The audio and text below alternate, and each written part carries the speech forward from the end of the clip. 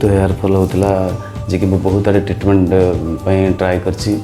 बहुत क्लिनिक भी जाइए बहुत मेडिसिन भी खाई से बाबद बहुत पैसा भी खर्च करपर्यंत मोर टल नाला मत लाइफटा पूरा अंधार अंधार लगुला से सार प्रथम देखिली यूट्यूब रे रेडियंस क्लिनिक विषय में जानली तापर सार को देखला मोर आत्मविश्वास बढ़ला मुझे कली ट्रांसप्लांट कली मोर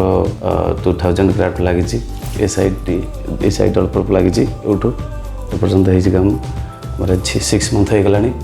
मो रिजल्ट बहुत खुशी अच्छी आउरी भी सार कहते 20% मोर आगे आसो बर्तमान भी जी अच्छी रिजल्ट आसी मोर से बहुत खुशी अच्छी।